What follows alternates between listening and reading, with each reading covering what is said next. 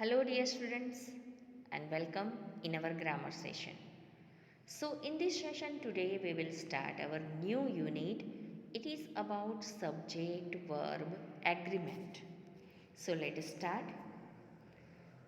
The first thing is that plurals in English grammar, if we want to make a noun plural, generally we add s or es to the noun. For example, girl, it is a singular, but girls, it is plural noun. To make a verb plural, we take away the s from the verb. Noun में अगर हम plural चाहते हैं तो हमें S add करना पड़ता है, जबकि हमें वर्ब प्लूरल चाहिए तो उसमें से एस को निकालना पड़ेगा, तभी जाके वो प्लूरल कहलाएगा. For example, he talks, he singular noun है और सिंगुलर नाउन के साथ सिंगुलर वर्ब ही आता है, पर वर्ब को जब हम एस ऐड करते हैं तब वो सिंगुलर बनता है और जब हम एस निकाल लेते हैं तब जाके वो प्लूरल बनता है. जैसे कि दे टॉक, यहाँ पर दे नाउन भी प्लूरल, प्रोनाउन भी प्लूरल, और टॉक जो कि एक वर्ब है वो भी प्लूरल है क्योंकि यहाँ पर हमने एस रिमूव किया. Watch the verb endings in singular. If we write I walk, plural, we walk. You walk, you walk. He, she eat, walks. They walk. इसका मतलब थर्ड पर्सन सिंगुलर नाउन में हम वर्ब के पीछे S और S add करते हैं. बाकी फर्स्ट पर्सन, सेकंड पर्सन और थर्ड पर्सन प्लूरल में वर्ब को एस और एस नहीं ऐड करते. जो वॉक्स, जो एंड मारिया वॉक, यहाँ पर दो नाउन है, दैट्स वाई ये प्लूरल हुए, और वर्ब भी प्लूरल, और वर्ब को प्लूरल करने के लिए हमें क्या करना पड़ेगा, उसके पीछे से एस को निकालना पड़ेगा. The girl walks, the girls walk. यहाँ पर गर्ल के पीछे एस नहीं है तो वर्ब को एस लगाया, इसीलिए वो सिंगुलर बना. बट वर्ब के पीछे से हमने एस निकाल दिया. In second example, the girls walk. Next, यहाँ पर हमने थर्ड पर्सन सिंगुलर वर्ब के पीछे एस ऐड किया. Okay, now next one is remember. There are irregular verbs. हमारे पास कुछ इर्रेगुलर वर्ब्स भी होते हैं, जैसे कि डू. डू का अगर हम थर्ड पर्सन ही की बात करें तो डू के पीछे एस और एस ऐड करने पड़ते हैं. डस, हैव का होगा हैज़, और बी का ही शी के साथ इज और was. In plural they do, they have, they are, they were. So in this, here you can see we add s, or in plural there are some irregular verbs. They do, they have, they are, they were. Tip for subject verb agreement. Subject और verb के साथ दोनों का क्या agreement एक दूसरे के साथ होता है, let's see. Generally, if the subject doesn't and in S, the verb will. जब भी सब्जेक्ट एस के साथ एंड नहीं होता तब वर्ब के पीछे एस हम ऐड करते हैं. If the subject does end in s, the verb won't.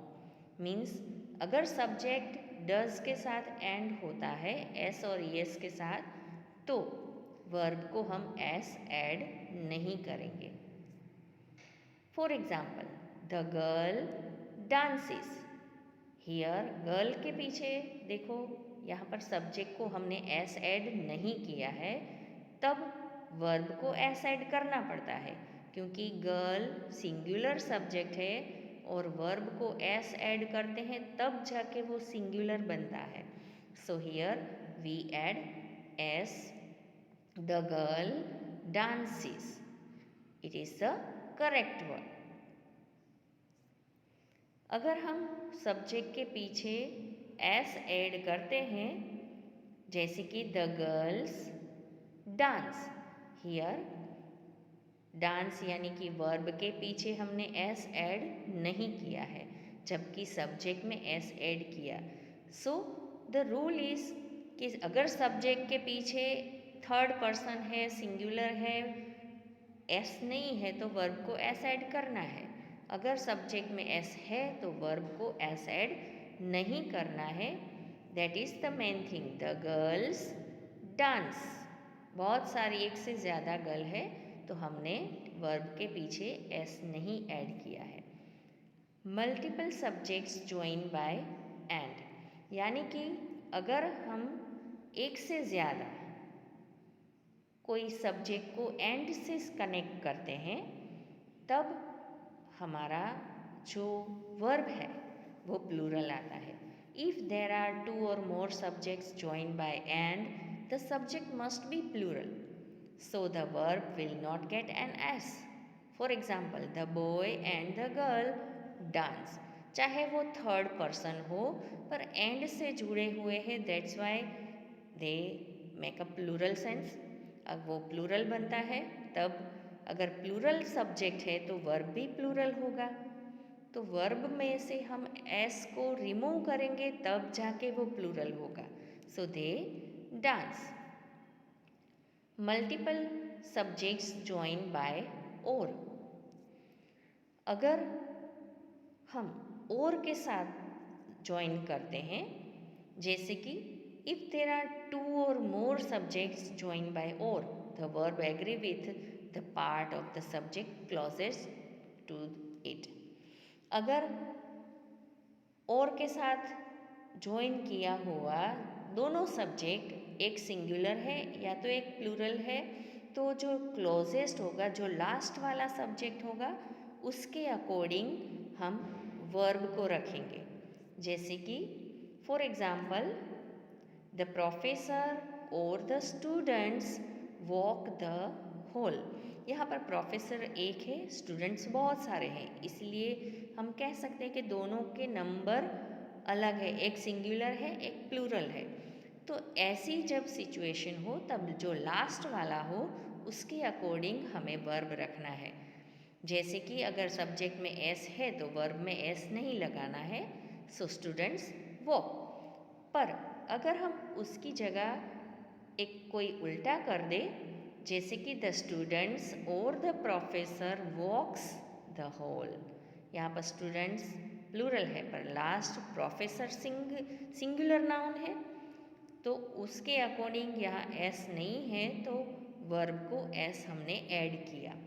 सो जो भी लास्ट वाला है क्लोजेस्ट है उसके अकॉर्डिंग वर्ब को हमें चूज़ करना है.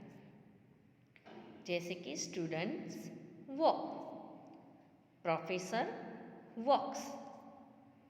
Indefinite pronouns. Some indefinite pronouns are always singular. Here are some examples जैसे कि anyone, everyone, someone, no one, nobody. इसके साथ always singular verb ही आता है. Others can be either singular or plural, all or some. जैसे कि everybody loves grammar. Some people love grammar. Relative pronouns.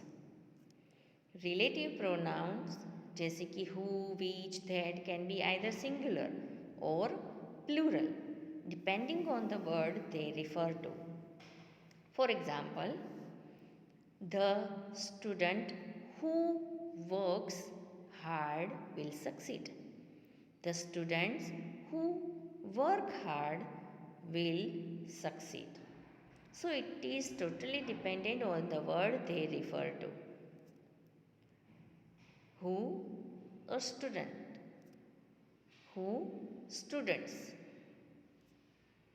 Helpful hints sometime.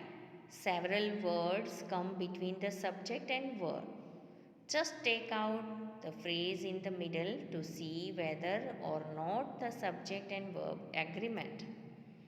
The student, though she had loads of problems in other schools, so इसमें finds या finds her new class easy.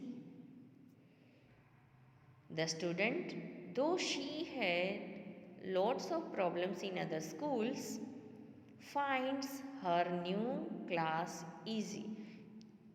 अगर इस तरह से कोई बीच में वर्ड्स आते हैं या फ्रेजेस आते हैं तो आपको सब्जेक्ट को ऑब्जर्व करना है.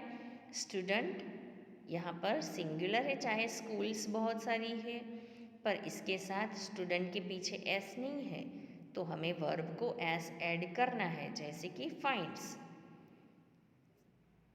The student finds her new class easy. Prepositional phrases. The subject can never be part of prepositional phrase. For example, the students in my class study or studies hard. The students in my class study hard. यहाँ पर आपने देखा studies के ऊपर cross आ गया क्योंकि class की बात हो रही है. जो स्टूडेंट्स सारे हैं उनके क्लास में, तो स्टूडेंट्स बहुत सारे हैं, तो इसके पीछे एस है, तो यहाँ पर स्टडी यूज़ होगा. क्योंकि अगर सब्जेक्ट प्लूरल है तो वर्ब भी प्लूरल ही आता है. जैसे कि स्टूडेंट्स बहुत सारे हैं तो उसके पीछे एस लगाने से वो प्लूरल बनता है, पर अगर वर्ब के पीछे से हम एस निकाल दें तब जाके वो प्लूरल बनता है. So clear?